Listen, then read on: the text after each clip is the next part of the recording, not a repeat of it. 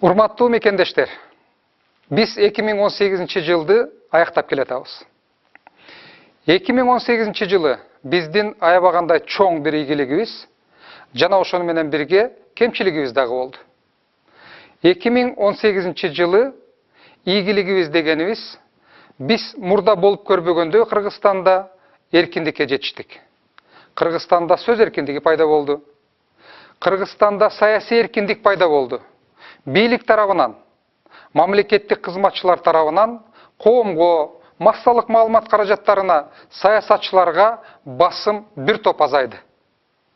Бул биздин өлкөдө бийликке болгон сынды граждандык коомдун атынан, жалпы коомдон, саясатчылардан көбөйтүп, бийликтин жакшы иштешине бир топ басымдар, түрткүлөр боло баштады. Эркиндик дайыма эртели кечпи бизди жакшы багытка, ийгиликтерге алып келерине мен толугу менен ишенем.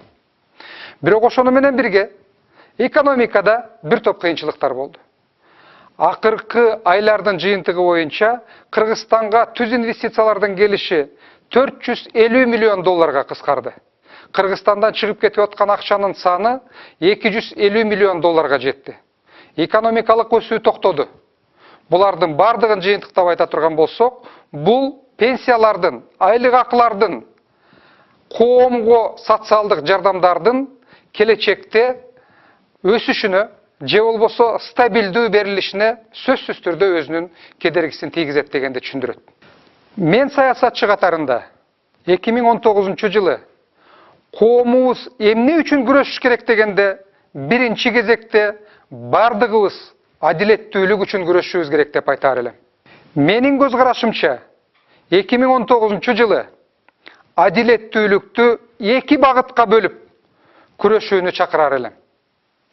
Биринчи багыт бул сот жана укук коргоо органдарынын адилеттүүлүгү. Алардын адилеттүүлүгү биздин бардыгыбыздын турмушубузга таасир берет.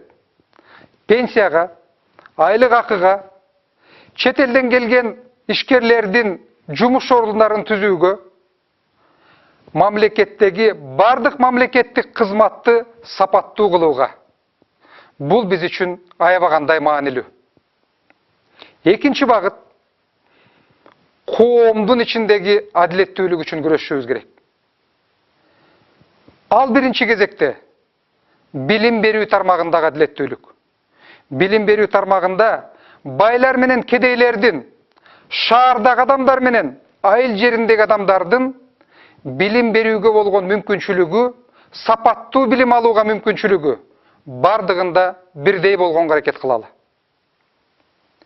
Шаардагы медициналык кызмат менен айылдагы медициналык кызмат, шаардагы билим менен айылдагы билимдин, байлар менен кедейлердин сапаттуу медициналык кызмат алышына биз бардыгыбыз күрөшүбүз керек.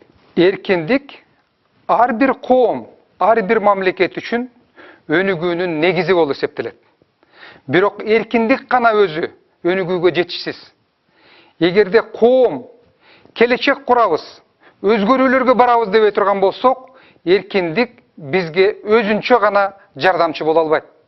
Ошондуктан 2019 жылы бардыгыңыздарды мен айткан максаттар үчүн өзгөчө коомдогу, соттогу, укук коргоо органдарындагы адилеттүүлүк үчүн күрөшүүңүздөрдү, талап кылышыңыздарды, суранышыңыздарды каалар элем. Бардыгыңарды келе жаткан жаңы жылыңар менен куттуктайм.